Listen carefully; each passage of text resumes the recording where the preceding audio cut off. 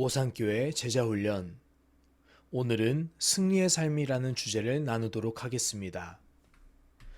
이재철 목사님의 한 이야기입니다. 목사님이 목사님을 하기 전에 직장인이었습니다. 특별히 대학 졸업 직후에 유대인 회사에서 직장 생활을 시작했습니다. 이때 그분은 하루 이틀이 아니라 몇 달이나 새벽같이 집을 나가 밤 12시가 되어 집에 돌아오는 생활을 했습니다. 하지만 조금도 개선될 기미는 보이지 않았습니다.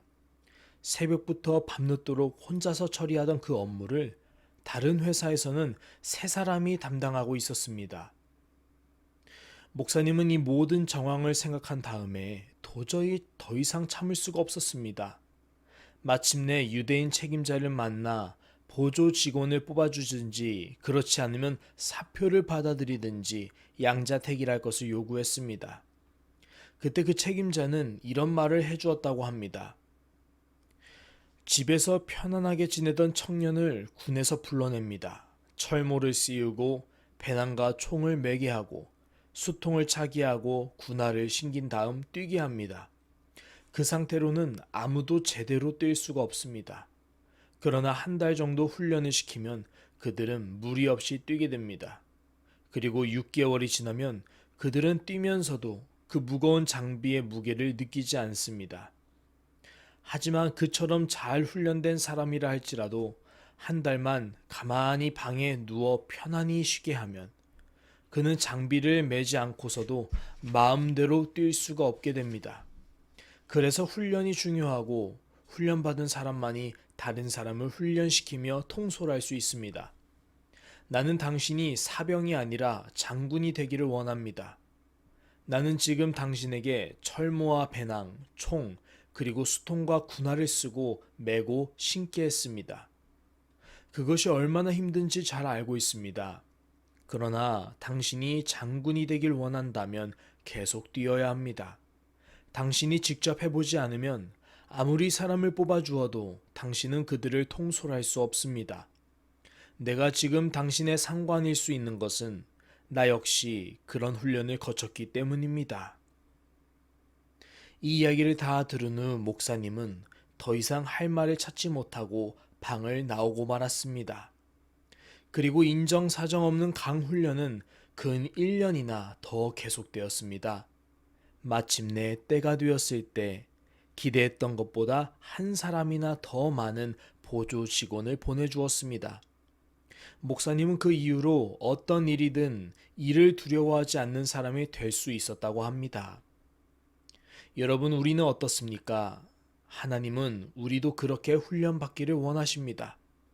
모세가 광야에서 40년 동안이나 고독한 훈련을 받았던 것도, 다윗이 사울의 칼날을 피해 심지어는 미친 신용까지 하지 않으면 안 될 정도로 가혹한 훈련을 받았던 것도 모두 이와 같은 이유에서였습니다.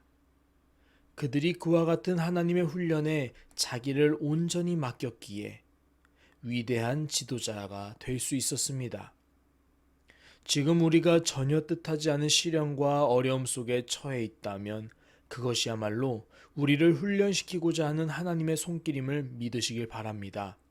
다시 말해, 하나님께서 여러분을 한 차원 더 높이 끌어올리기 시작하셨음을 깨달으라는 것입니다.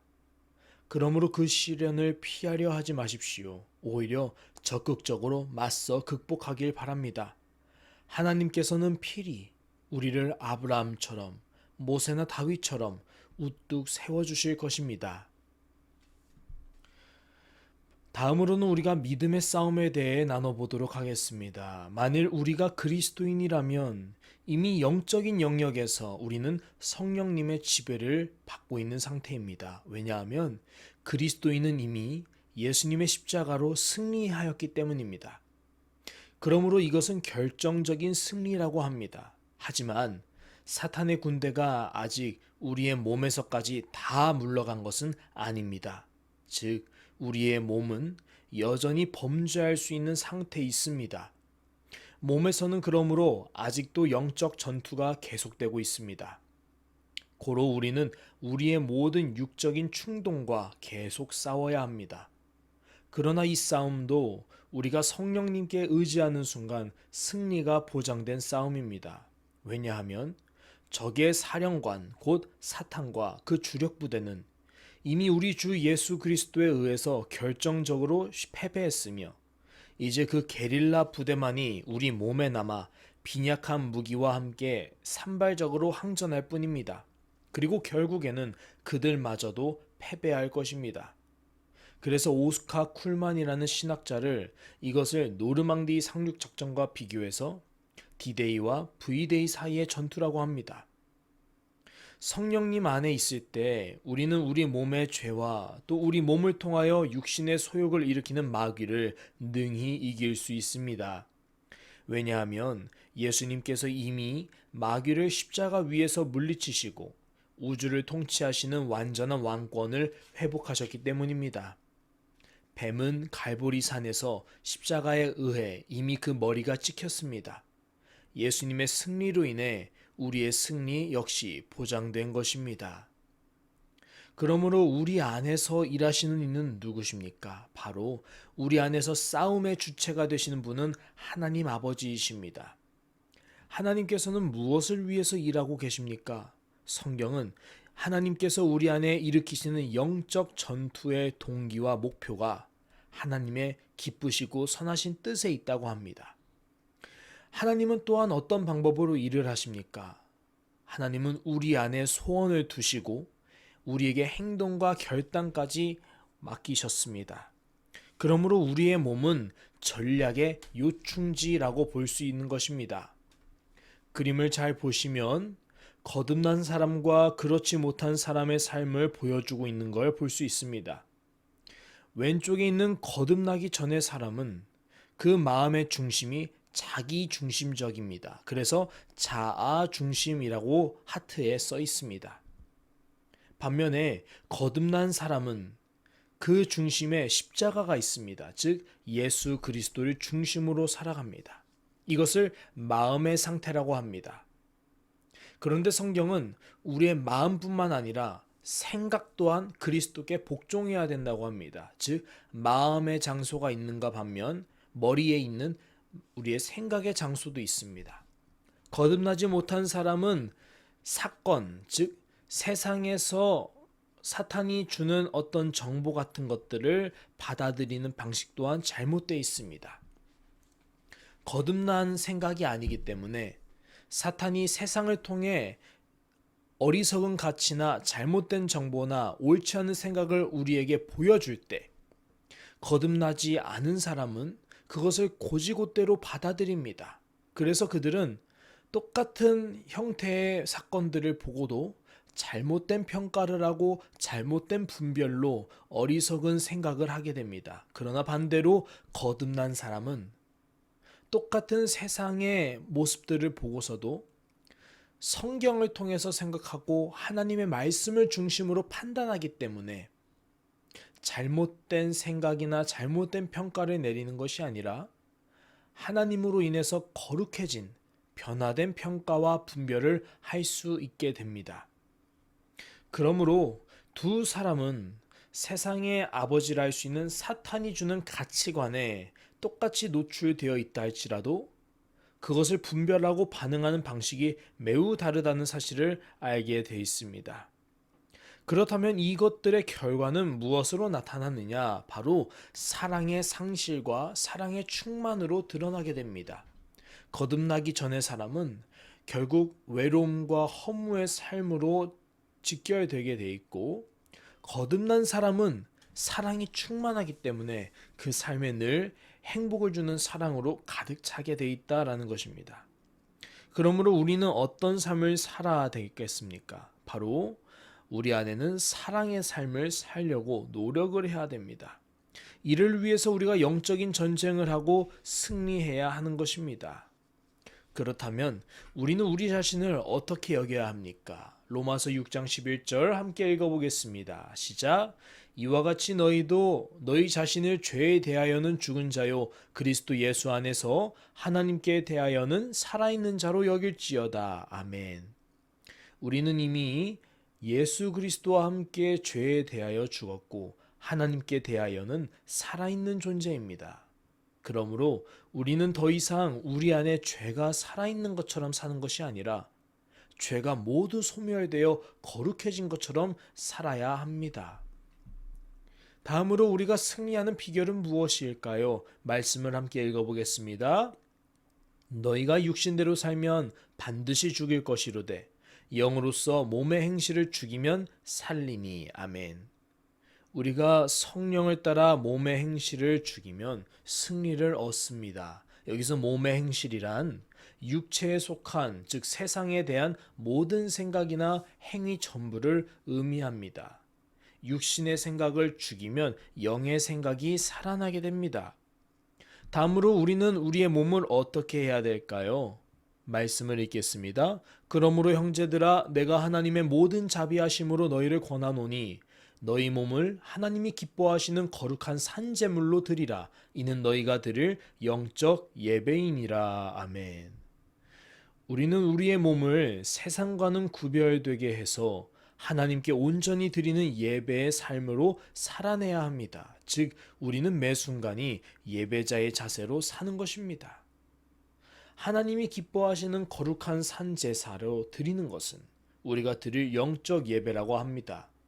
그러므로 우리들은 우리의 삶을 실제적으로 하나님께 바쳐야 합니다. 특별히 몸을 드리라고 하신 것에 초점을 맞춰야 됩니다. 생각만 하나님을 믿겠다는 것이 아니라 나의 몸조차도 하나님의 거룩한 사역에 구체적으로 드려지고 있는지, 예배에 얼마나 적극적인 참여를 하는지, 성도 간의 교제에 얼마나 관심을 두고 서로 사랑으로 섬기는지, 믿지 않는 자들에게 나아가 어떻게 전도를 할지, 하나님과의 대화를 위해 기도를 얼만큼 할지, 예수께서 내 안에 주신 사랑의 삶을 어떻게 살아낼지, 이 모든 것에 나의 몸이 잘 드려지고 있는지, 즉 말하는 마음만 드리라는 것은 반쪽짜리 신앙에 불과하지만 나의 몸과 마음 모든 것을 주님께 드리는 것이야말로 진정한 영적 예배이며 전인적인 예배라는 것입니다. 그렇다면 이를 위한 실제적인 자세는 무엇이라 할 수 있습니까? 바로 로마서 12장 2절의 말씀입니다.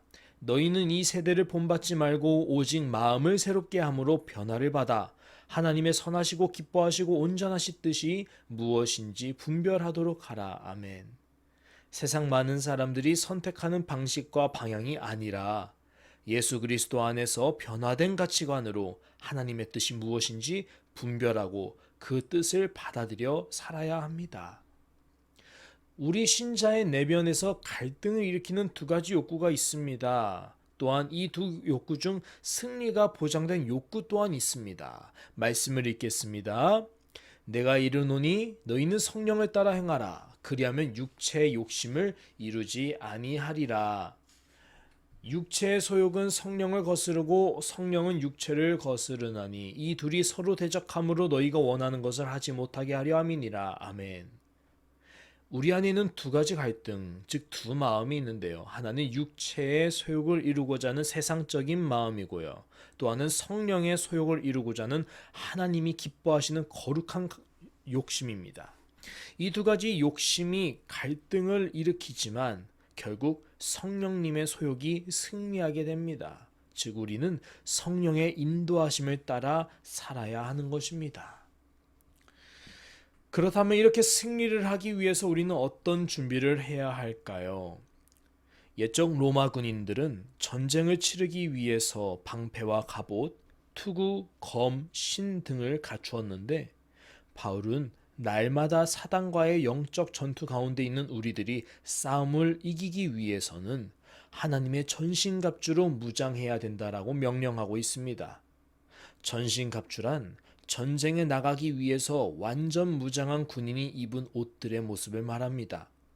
사탄은 우리들을 쓰러뜨릴 기회를 엿보는 존재이기 때문에 우리는 항상 깨어서 승리를 위한 대비를 해야 합니다.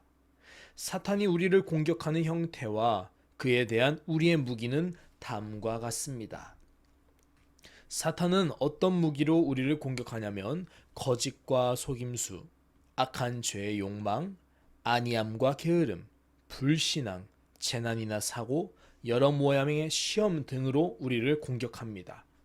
그래서 이것을 두고 성경은 불화살이라 합니다. 불화살은 화살이 불에 붙은 채로 우리에게 날라오면 한 곳에 꽂히면 거기만 아픈 것이 아니라 바로 온 집이 다 타버리는 것을 불화살이라 합니다. 매우 치명적이죠. 즉 불화살의 특징은 작은 욕심이 하나 틈을 타기 시작하면 삽시간에 전체로 번지는 그런 위험한 요소를 말합니다.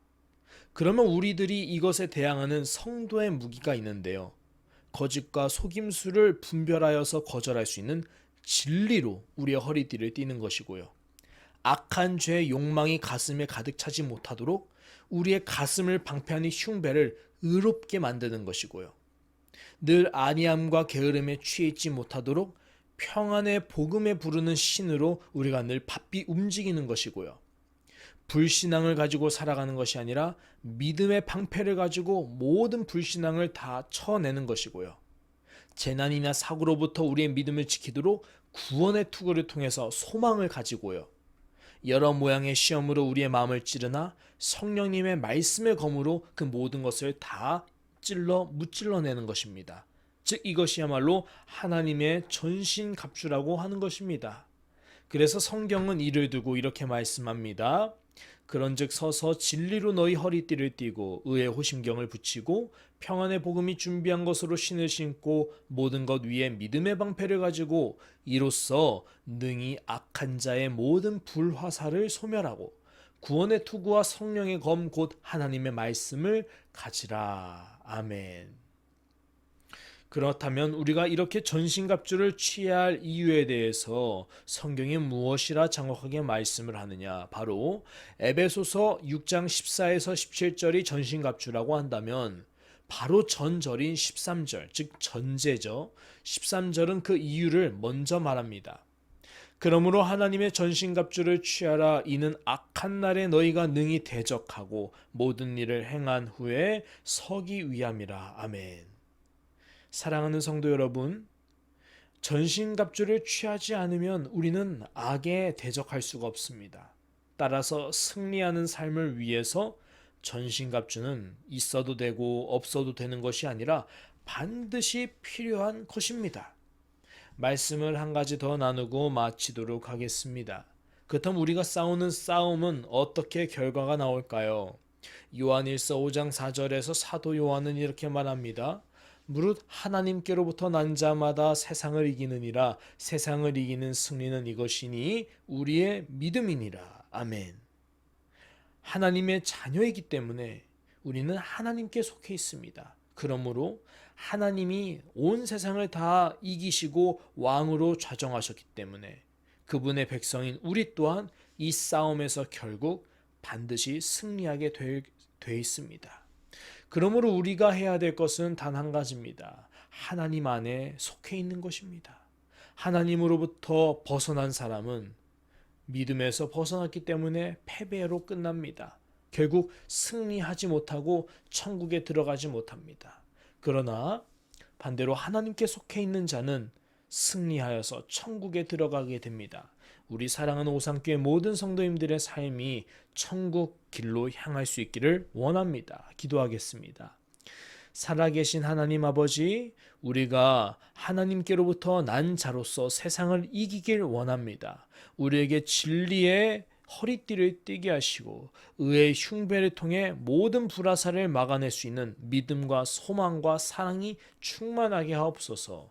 우리에게 그것들이 부족하다면 구하는 자에게 꾸짖지 아니하시고 후히 주시는 하나님의 은혜가 우리 모두에게 있게 하여 주옵소서. 감사드리며 예수님 이름으로 기도합니다. 아멘.